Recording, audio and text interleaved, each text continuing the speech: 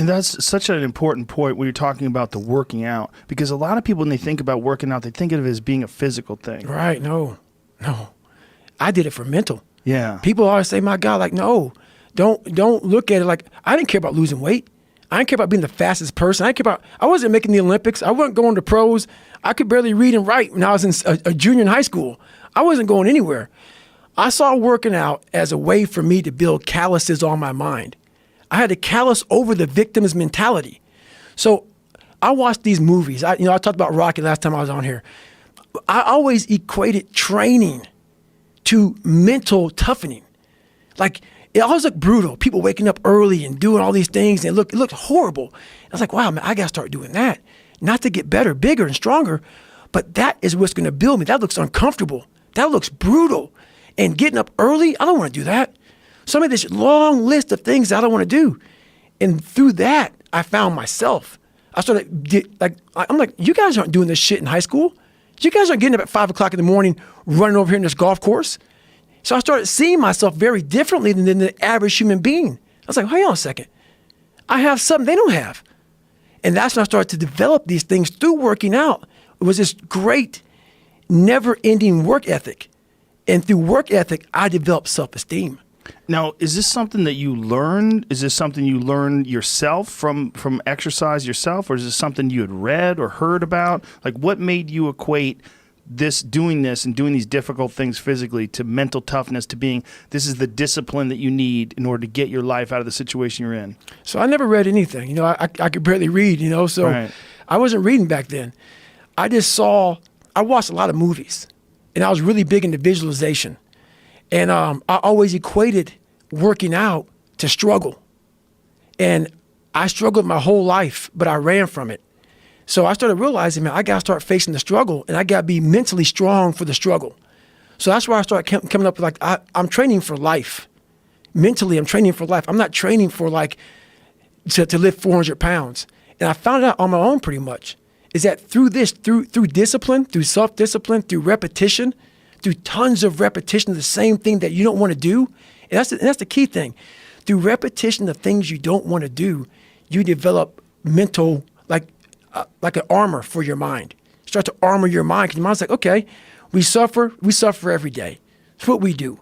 We do stuff that sucks every day. So then when the suck stuff comes, you're ready for it.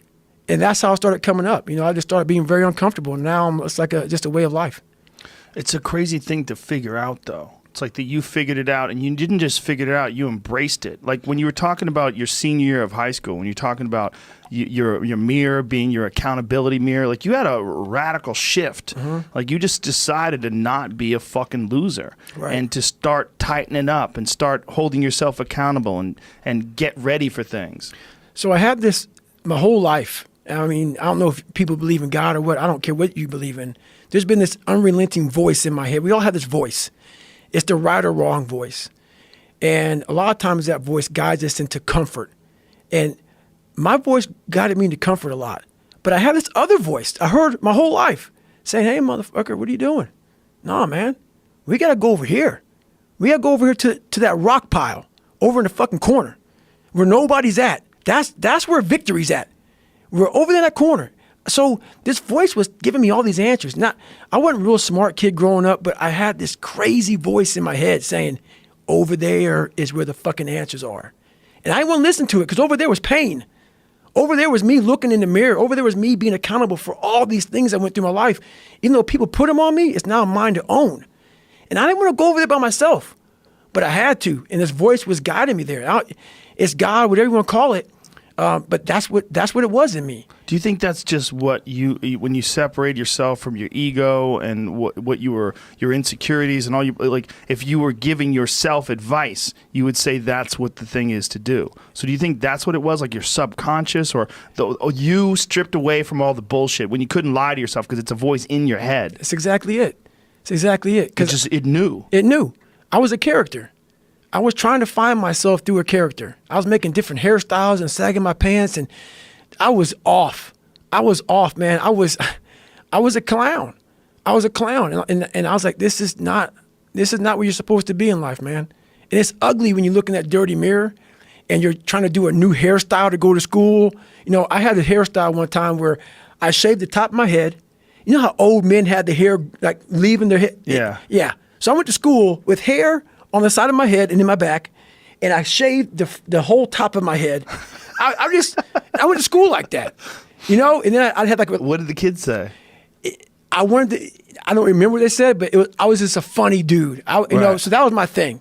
I was the funny dude that came into school, like Crisscross came out when I was in high school. So my pants were backwards. I said, you know, I'm gonna have my pants backwards, sag down past my ass crack, shirt turned backwards with a toothbrush in my mouth with the reverse part. The reverse part is your head is shaved and you have some hair on top. Just a little piece of hair versus like a part through hair. The part was on a bald head. So it was just, I would sit at home, instead of studying, I would think about what can I do to impress the motherfucker at school? Wow. And that became my life. And that it's a long road to hoe to get to the guy who says, now, you don't ever smile on any podcast. You look so serious. I look at that shit. I'm like, you motherfuckers have no idea who I am, where I've come from to get here today. You could have probably been an entertainer. Like you probably, because you were doing all that kind of shit. I have some jokes, Joe. I got some jokes, Joe. I bet you do. So what people read in this book Can't Hurt Me. It's a sad story. It's a horrible story. It's a tragic story. It's a story that made me who I am today.